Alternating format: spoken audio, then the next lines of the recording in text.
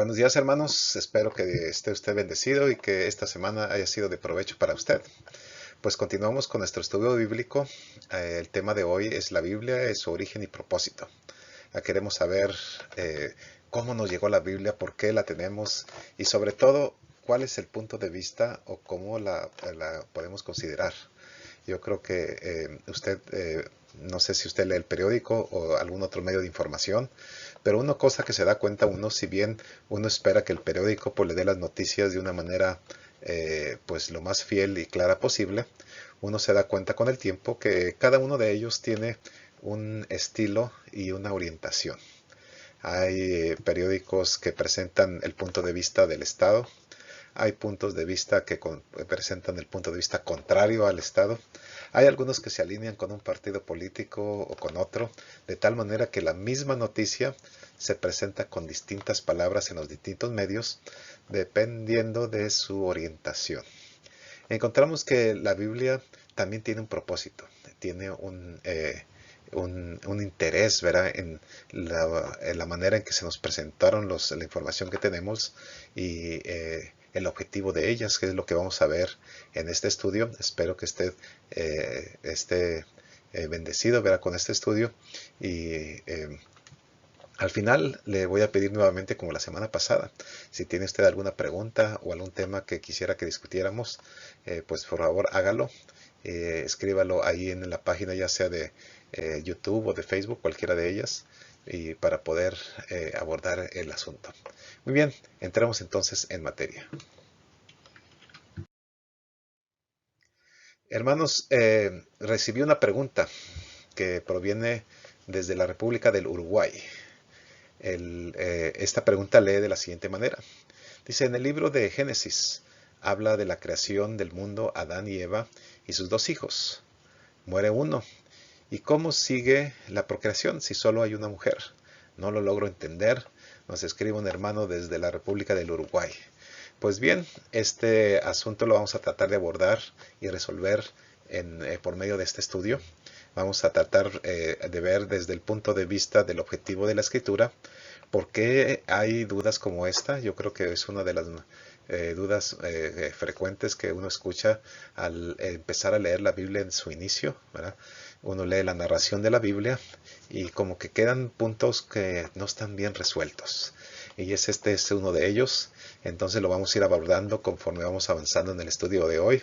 Le agradezco a nuestro hermano desde la República del Uruguay y motivo a todos, hermanos, a que sigamos este diálogo, ¿verdad? Este es el propósito de estos estudios. Entonces veamos nuestro primer versículo de esta mañana. Dice la Escritura en Juan 5:39. Escudriñen las Escrituras, porque les parece que en ellas tienen vida eterna, y ellas son las que dan testimonio de mí. Yo creo que este pasaje describe perfectamente el objetivo de la Biblia, cuál es la intención. Dice ahí, escudriñen las Escrituras, búsquenlas con cuidado. ¿Para qué? Dice, porque les parece que en ellas tienen vida eterna. Y yo creo que muchas personas saben que la Biblia es la palabra de Dios, inclusive tienen un ejemplar y lo tienen en un lugar muy pues guardado en su casa, en su hogar. Sin embargo, no todos lo leen, por eso dice, les parece, ¿verdad? Bueno, pues ahí está la vida eterna, aunque no la sepa, pero pues por lo menos ahí está. El asunto aquí es que las escudriñe, porque por medio de ellas usted puede llegar al entendimiento del medio o la manera que Dios proveyó para alcanzar la vida eterna. Y luego dice, y ellas son las que dan testimonio de mí. Entonces podemos ver que la escritura desde Génesis 1:1 hasta el último capítulo de Apocalipsis, la intención global de toda la información que recibimos es encontrar a Jesucristo en medio de ellas, encontrar su revelación y de esa manera conocerle más, entender su voluntad, entender cómo debemos vivir, ¿verdad? Y gracias a Dios que nos da información en muchos parámetros de la vida, ¿verdad? Para vivir conforme a ella. Entonces, lo primero que entonces queremos saber es que la escritura no está escrita solamente como un conjunto de historias, aunque contiene historias. No es un libro científico, aunque contiene ciencia. No es un libro de superación, aunque nos enseña mucho cómo superarnos. No es un libro de sabiduría, aunque contiene mucha sabiduría, sino que es un libro que muestra el camino para encontrar la vida eterna por medio del Señor Jesucristo. Ese es el primer punto que queremos ver en esta mañana. Vamos a ver a continuación algunas de las maneras que Jesucristo nos ha querido decir esto. Escrito está, aparece en diversos pasajes de la Escritura. Aquí tengo algunos, Mateo 4, 6, 7 y 10, verá en la tentación en el desierto, cuando viene Satanás y le tienta, y él le dice, escrito está, se refiere directamente a las Escrituras. Hay otros pasajes, Lucas 4, verá el pasaje paralelo, algunos otros, hay por lo menos otras 80 pasajes donde el Nuevo Testamento se refiere a las Escrituras.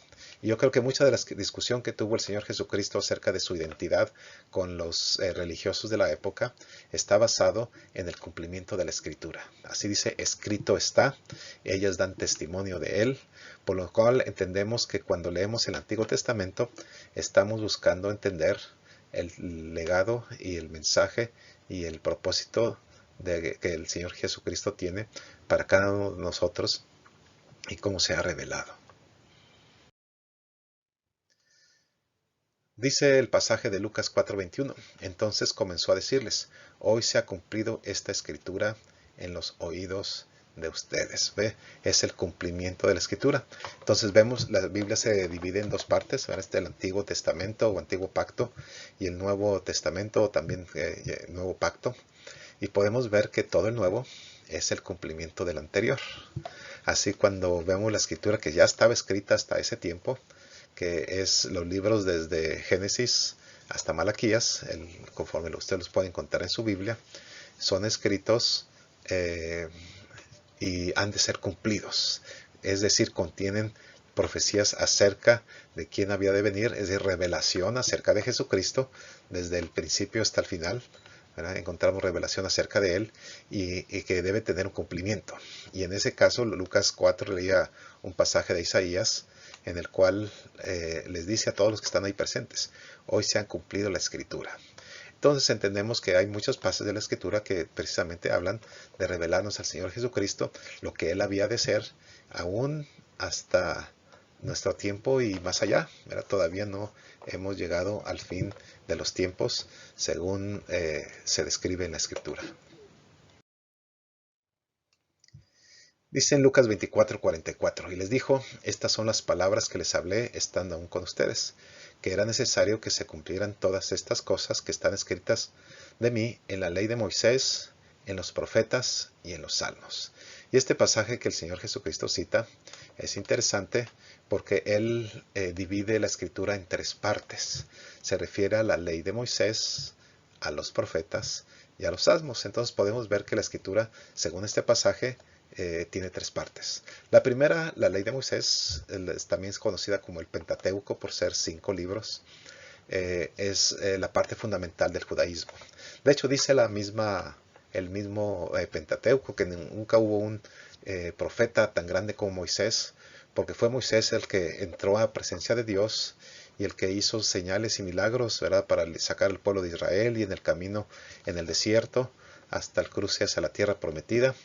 Entonces vemos que primero la ley de Moisés nos muestra cómo Moisés habló con Dios y nos llegó a nosotros. Luego están también los profetas y los salmos, pero lo importante de este estudio es que nos vamos al origen, y el origen precisamente está en la ley de Moisés, el libro de Génesis que vamos a tratar en unos momentos. Dice en Amós 3:7, así nada hará el Señor Dios sin revelar su secreto a sus siervos los profetas. Ya lo tiene usted. Entonces lo que vemos que la escritura es la revelación de Dios acerca de lo que el Señor hará. Y claro, lo principal que el Señor hizo es enviar al Señor Jesucristo para nuestra salvación.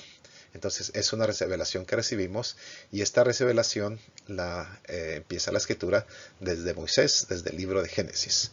Cuando hablamos acerca de cómo Dios creó al mundo, ¿verdad?, cómo fue creado el hombre, el asunto del pecado, vemos que es una revelación acerca del problema existencial de la humanidad.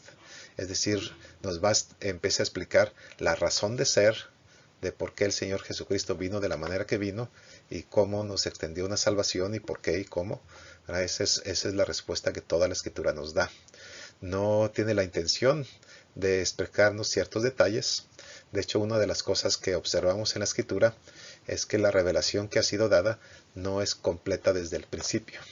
A Moisés le fueron reveladas muchas cosas, pero no todas, sino que después de Moisés vinieron los profetas, David con sus salmos y los cantos, y posteriormente el Nuevo Testamento, Nuevo Pacto, que también contiene muchos detalles de cómo vivir la vida cristiana, de cómo agradar al Señor y lo que significa varias de las cosas que Él hizo que son importantes para nosotros vivirlas.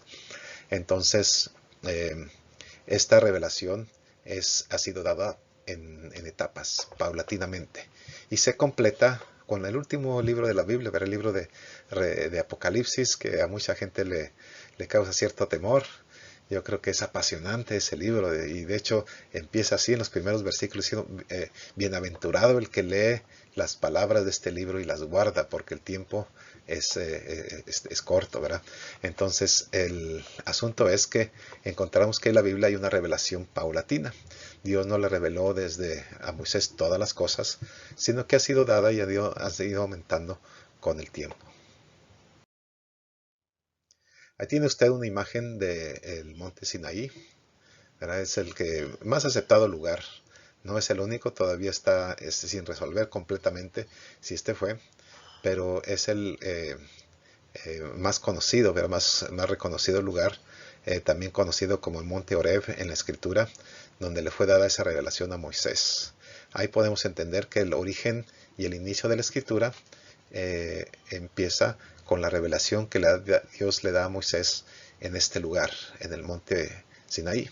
Tenemos entonces que la narración que encontramos en Génesis acerca de la creación y cómo Dios creó los cielos y la tierra y los animales y las plantas y todas las demás cosas, fueron cosas que Moisés recibió en este lugar, ¿verdad? Y que después se convirtieron en el Pentateuco o en la ley de Moisés, que ha sido la norma escritural para el pueblo de Israel y aún para nosotros que contamos con esa porción de la escritura. Dice la escritura en Éxodo 19:3. Entonces Moisés subió para encontrarse con Dios, y el Señor lo llamó desde el monte, diciendo, así dirás a la casa de Jacob, y anunciarás a los hijos de Israel. Entonces puede ver que Moisés subió a este monte Horeb para encontrarse, y Dios los llamó de este monte, y le dio palabras para anunciarlas a los hijos de Israel.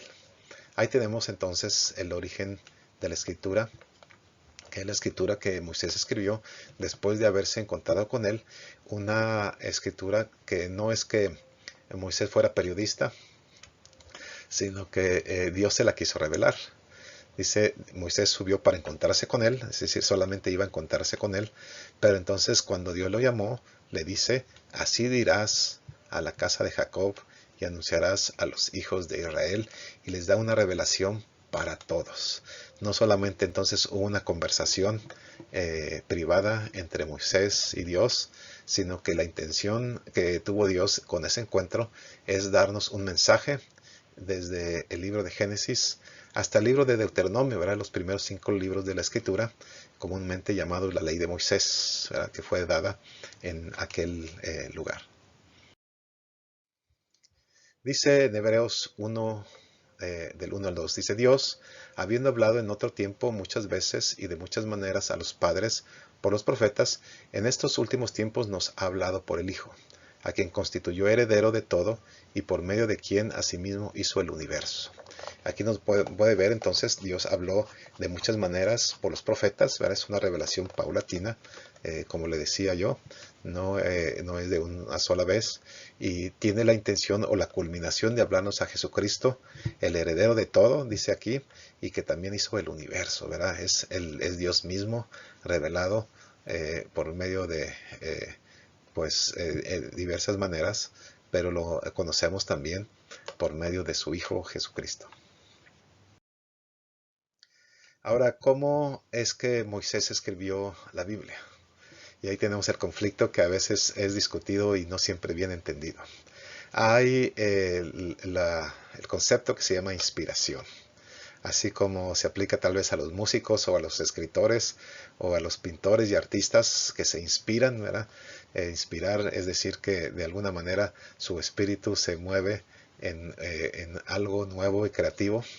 Así, la inspiración de la escritura, decimos que Dios inspiró las escrituras, es decir, que el autor que escribió la Biblia no lo hizo por su propia voluntad ni de su propia cosecha, sino que fue inspirada por Dios. La pregunta es, ¿cómo fue inspirada? Hay tres niveles de inspiración. Para muchos estas son caen en una característica u otra de estas. Existe la inspiración verbal, es decir, y esa es la confusión más grande, de que la Biblia fue dictada. El problema de que decimos que la Biblia fue dictada es que a través de la lectura podemos ver que hay diferentes estilos, diferentes gramáticas, inclusive diferentes idiomas, y si hubiera sido por una persona hubiera uniformidad. Y como no lo hay, pues hay inclusive quien llega a decir que sería un tanto engañoso, ¿verdad?, que la escritura haya sido dictada como tal y al mismo tiempo quedara con tantas diferencias en cuanto a estilo y uso de vocabulario, inclusive lenguaje, ¿verdad? Encontramos que el Antiguo Testamento tiene hebreo y arameo, el Nuevo Testamento tiene griego, y con los estilos y personalidades de cada uno de los autores. Así que la inspiración verbal realmente es muy difícil de sostener. Ahora existe la inspiración limitada. Algunos grupos cristianos así lo creen, es decir, que Dios simplemente inspiró los pensamientos de los escritores bíblicos, pero finalmente ellos lo hicieron a su manera como pudieron. Hay quien piensa que cuando Moisés subió al monte, pues Dios le habló todas las cosas, Moisés las entendió, ¿verdad? Y luego a la hora de escribirlas, pues hizo lo mejor que pudo para registrarlas en papel. Pero eso no quiere decir que se le olvidaron algunas o que en algunas cosas hasta le agregó de su propia inspiración, de su propia cosecha, de sus propias palabras, de tal manera que la inspiración limitada deja lugar a creer que hay errores o que hay participación de los pensamientos de la misma persona que los escribió y que no todos son de Dios, sino que algunos son del mismo autor. Entonces, esta inspiración limitada le quita mucho de lo divino, ¿verdad?, a la escritura, y pasa a ser una escritura que contiene la palabra de Dios, pero no es ni toda la palabra de Dios, ni es solo la palabra de Dios, sino que tiene también algunas otras cosas. Luego está la tercera, inspiración verbal plenaria, ¿verdad? Tiene este término verbal, es decir, que el Espíritu Santo interactuó con los escritores, ¿verdad?, para que la escritura quedara como la tenemos hoy. Es decir, no es dictada, pero tampoco el autor escribió por su propia cuenta, sino que el Espíritu Santo, que obra la voluntad de Dios, es otro tema que podemos tratar en otra ocasión, pero fue el que interactuó con los autores, es decir, cuando el autor estaba sentado para escribir, sus pensamientos y las palabras que escogió fueron dirigidas por el Espíritu de Dios, de tal manera que aunque son propias de su lenguaje y de su estilo y de su vocabulario que está acostumbrado a usar, aún así el Espíritu Santo le llevó a escoger las palabras tales cuales como las tenemos, de tal manera que reflejan plenamente la palabra de Dios. Y la implicación de ello es que entonces es perfectamente confiable, es inerrante y contiene toda la verdad y todo lo necesario que necesitamos para la vida. ¿Verdad? Que entonces esta última nivel de inspiración es el que la mayoría de los cristianos evangélicos creemos, ¿verdad? Que encontramos que la Biblia es completa, es total, es inerrante y digna de confianza.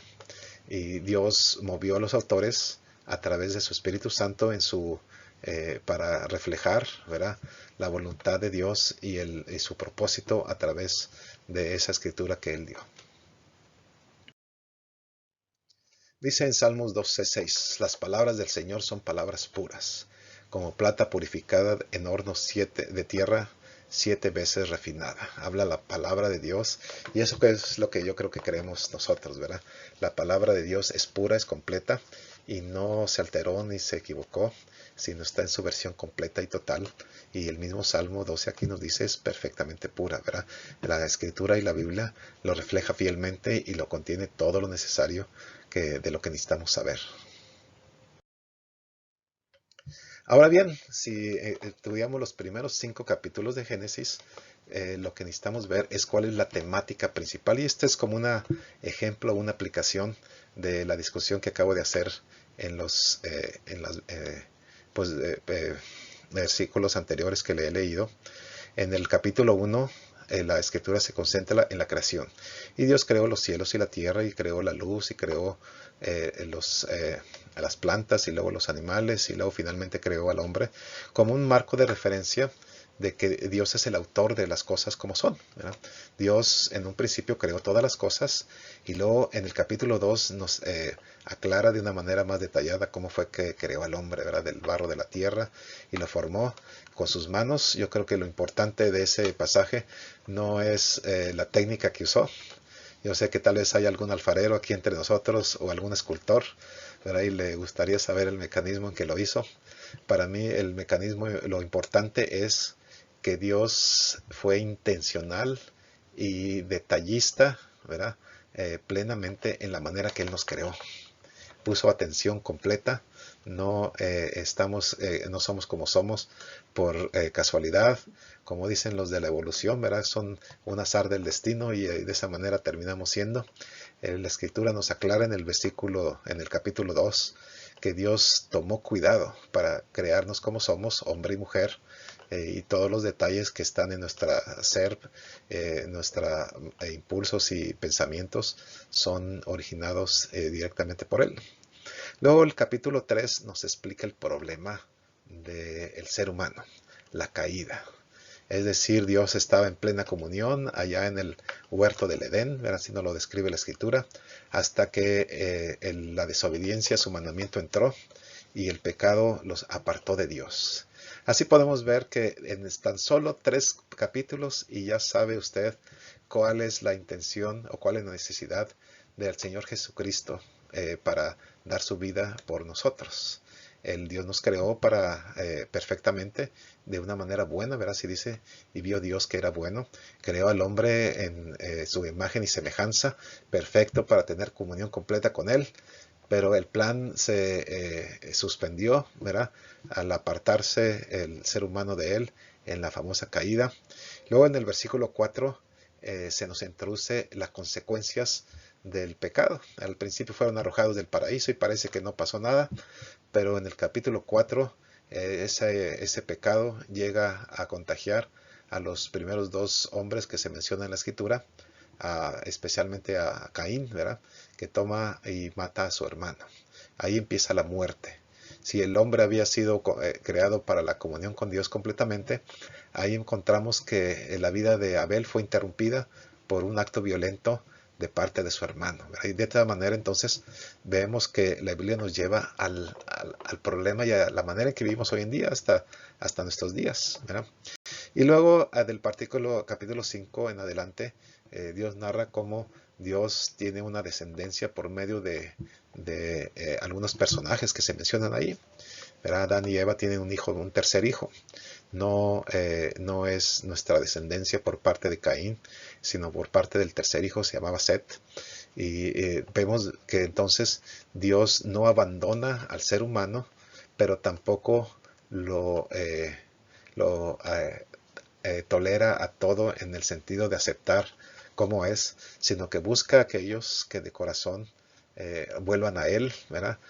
Busquen agradarle y sigan sus mandamientos. Así encontramos que el pueblo o la descendencia de Dios es mencionada en el capítulo 5, ¿verdad? Se mencionan varios personajes y varios nombres, pero lo importante de ellos es ver que Dios hace toma cuidado especial de cierta descendencia. En el caso del capítulo 5, hasta llegar al arco iris, ¿verdad? Al pacto que Dios hace con Noé, ahí en el capítulo 5. Entonces, en esos solamente 5 capítulos del libro de Génesis, encontramos el completo problema y la solución que después tiene su culminación en el Evangelio y en la venida del Señor Jesucristo. Tenemos que Dios nos creó perfectos para estar en comunión con Él. El ser humano está separado de Él por causa del pecado, el cual lleva a la muerte, pero Dios provee para salvación para una parte de ellos que aparta para sí el pueblo de Dios, ¿verdad? Y el resto de la escritura es una eh, serie de casos donde el pueblo de Dios se acerca a Dios, Dios les salva, Dios les cuida, Dios les guarda. Luego pasa un tiempo y vuelve a haber rebelión y apartamiento y abandono, y el pecado abunda y viene la caída, el temor, la muerte, y luego viene el clamor otra vez a Dios, y Dios vuelve a tener misericordia y se acerca a las personas y les salva y les cuida y les prospera. Y esa historia se repite una y otra y otra y otra y otra vez a través de los siglos hasta llegar a la época del Señor Jesucristo, en el cual Él provee un camino permanente para la vida eterna, ¿verdad? A través de su sacrificio en la cruz. En ese resumen, ¿verdad? Vemos que la Biblia prácticamente es el resumen completo, la historia de amor de un Dios que creó todo perfecto y creó el hombre al cual amó, pero por su voluntad egoísta se apartó, ¿verdad? Y vino la muerte, pero Dios no lo abandonó, sino que siempre provee un camino para la salvación de aquellos que le aman, y finalmente cuando sea el fin de los tiempos, aquellos salvos estarán con Él por la eternidad.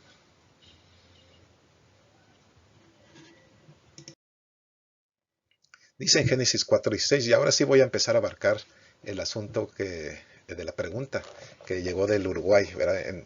De la cual hablé al principio del estudio. Dice, así partió Caín de delante del Señor y habitó en la tierra de Nod, al oriente de Edén. Caín conoció a su mujer y ella concibió y dio luz a Enoc.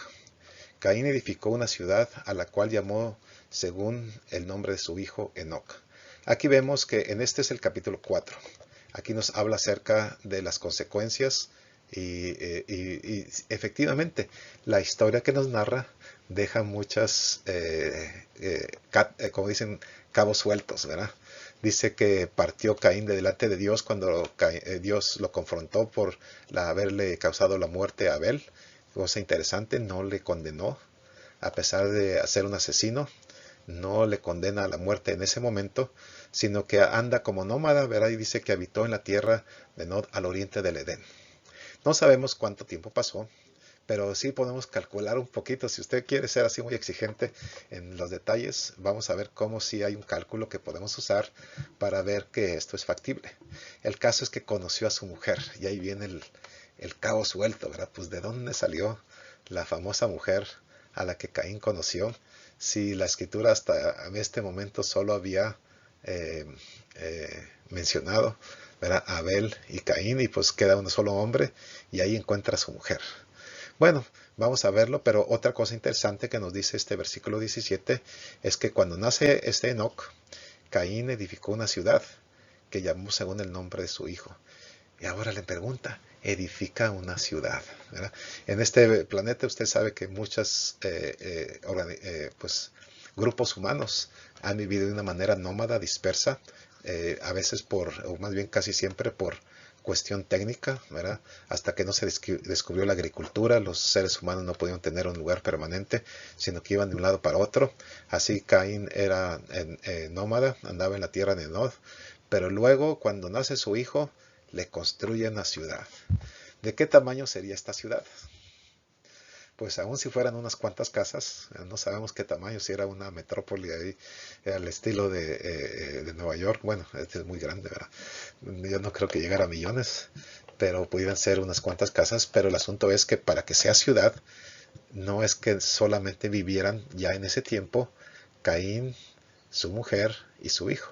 Imagínense construir una ciudad para 3 personas, como que no hace sentido, sino que da la idea de que para entonces ya había más personas, de tal manera que pudiera entonces haber una ciudad O por lo menos digamos que la construyó de manera anticipada. Usted dirá, bueno, eran 3 personas, pero él esperaba tener muchos más hijos para que se poblara la ciudad y así pues pudiera funcionar. Ahora dice, cuando Adán tenía 130 años, y como que la historia de Caín acaba aquí y se regresa la historia ahora a Adán.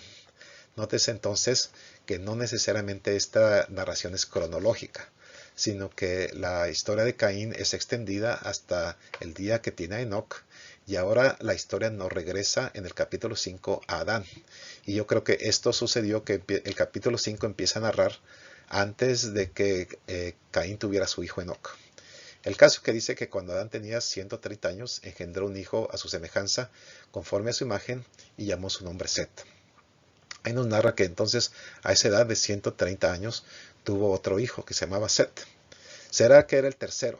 La verdad es que no me queda la certeza. Si usted quiere lo puede afirmar así, el pasaje no nos da lo suficiente para saber, pero sabemos que de Set viene la descendencia de la cual pues venimos usted y yo. Pues la descendencia de Caín no sobrevivió al diluvio, ¿verdad?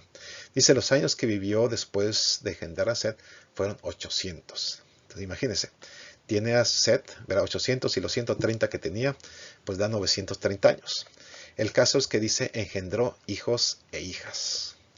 Entre esos 800 años, si el periodo de gestación normal, ¿verdad? Se hubiera mantenido de 9 meses, pues imagínense, pudiera haber tenido hasta 800 hijos. Bueno, yo no sé, Eva, cómo le hubiera hecho para haber parido 800 hijos, pero no, tal vez no eran tantos, pero el asunto es que dijo que tuvo hijos e hijas, ¿verdad? Tuvo de las dos, tuvo más hijos y más hijas, y simplemente la historia no nos narra el nombre. Acuérdese que la intención de este capítulo 5 es mostrarnos cómo Dios tiene misericordia de alguno de ellos, entre ellos Noé, ¿verdad? Acuérdese que después del diluvio volvió a empezar la humanidad, y todos estos hijos y toda la descendencia que hubo antes no sobrevivió. Solamente los hijos de Noé, ¿verdad? Y sus nueras, ¿verdad? Las esposas de sus hijos sobrevivieron a aquel evento. Entonces todas estas personas de aquí, los hijos de Caín y pues los hijos de Adán, menos los descendientes de Set hasta Noé, no sobrevivieron. Dice, cuando Set tenía 105 años, engendró Enos. Ahí tiene usted, ahora Adán se vuelve abuelo por la vía de Set. El caso es que a los 105 años, imagínense, fueron 130 más 105 más, dan 235. Y entonces engendró a Enos. Y Set vivió después de engendrar a Enos 807 años. Entonces vemos 807 más los 105 que tenía, le da 912, ¿verdad? Y engendró hijos o hijas. Ahora, ¿en qué momento fue que Caín conoció a su mujer? Pues si usted lo quiere pensar así, ¿verdad? La escritura no nos lo dice, aquí solamente podemos suponer, es que fue una de las hermanas que tuvo, inclusive una de las sobrinas, ¿verdad? No sabemos, el pasaje no nos dice lo suficiente. Set efectivamente engendró hijos e hijas, tuvo que tener un matrimonio con una de sus hermanas, ¿verdad? Para ello, así que no cabe la duda. Ahora, ¿por qué se permitía el matrimonio entre hermanos? Bueno, realmente la pregunta es por qué no se usa, aunque a veces sucede en nuestros tiempos. Usted sabe que el principal motivo es por la cuestión biológica, ¿verdad? Hay una degradación de los organismos cuando se dice endogamia, ¿verdad? El término formal para eso, la endogamia, produce malformaciones genéticas y problemas biológicos, y yo creo que Dios hizo eso para motivarnos a tener diversidad. Yo creo que si no hubiera ningún problema entre hermanos, muchas sociedades serían sociedades muy cerradas, pero a causa de la endogamia hay la necesidad pues de que las familias sean muy diversas, de tal manera que haya convivencia entre muchos pueblos y lugares. Pero usted puede ver entonces, dando la respuesta a la pregunta que me llevó del Uruguay, el asunto es factible. No nos lo aclara, no nos lo dice, y podemos solamente especular. No hay una razón para decir, bueno, se llamaba de tal manera. No, yo no sé si a Moisés no se le reveló, o si supo no lo escribió. El caso es que el propósito que encontramos en el capítulo 5 al leer esta historia no es darnos una genealogía, ¿verdad? Yo no sé si usted es aficionado a la genealogía. Yo he estado investigando de dónde vengo y cuáles son mis ascendientes, ¿verdad? He llegado a varias generaciones y hay una línea familiar que inclusive llega hasta el inicio de la colonia aquí en México, pero eh, ese no es el propósito para el cual nos fue dado este libro de Génesis, especialmente el capítulo 5. El propósito principal del capítulo 5 es ver cómo Dios mantuvo un pacto, porque dice que después de que nació Set y su descendencia, el nombre del Señor empezó a ser invocado, y lo importante de ello es que Dios mantuvo una relación con ciertas personas que también le buscaron. Ese es el punto principal, ¿verdad? El punto principal: Dios nos creó, hubo pecado, entró la muerte, pero no se extendió a todos, sino que mantuvo una línea en relación con Él. Ese es el objetivo de este capítulo 5, por lo cual realmente el tener los detalles de familiares y ¿verdad? Acerca de ellos resulta no relevante para el tema principal. Yo sé que le gustaría, y le hago esta pregunta a usted: si le gusta la genealogía, ¿hasta cuántas generaciones usted puede nombrar a sus antepasados? ¿Verdad? Hay algunos, yo cuando era joven, pues solamente conocía hasta mis bisabuelos.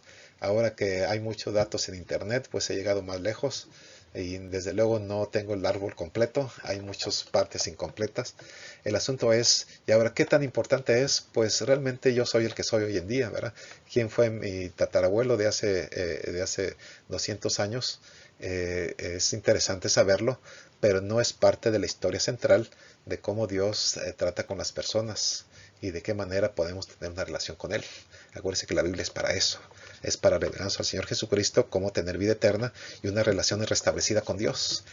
Así que si son bien detalles interesantes que tal vez un día le preguntemos a Dios cuando estemos en su presencia, no son relevantes para nuestra relación con Él. Pues bien, hermano, espero que este estudio le haya sido de bendición, y pues nos vemos en la próxima semana. Si tiene usted más preguntas, por favor, hágalas. Ya le mencioné al principio, escríbalas ahí en Facebook o en YouTube o en cualquier lugar, o mándemela de la manera que usted pueda, llámeme por teléfono o lo que sea. Y de esta manera podemos hacer estos estudios más interactivos, ¿verdad? De tal manera que tratemos temas de interés y para todos, y llevemos pues un crecimiento, ¿verdad? De alguna manera interactual. Pues Dios le bendiga, le cuide y le guarde. Por cierto, tengo una última transparencia, es la bibliografía. Si usted quiere saber de dónde saqué todo esto, pues está en la última transparencia, y se la voy a dejar unos minutos solamente para que la vea. Y si quiere buscar, es muy fácil encontrar estas referencias por internet, así que ahí se las pongo, de la bibliografía. Son 4 libros, ¿verdad? Si usted los quiere buscar, los puede buscar por internet y así los encuentra. Muy bien, pues Dios le cuide, le guarde, y Dios le bendiga.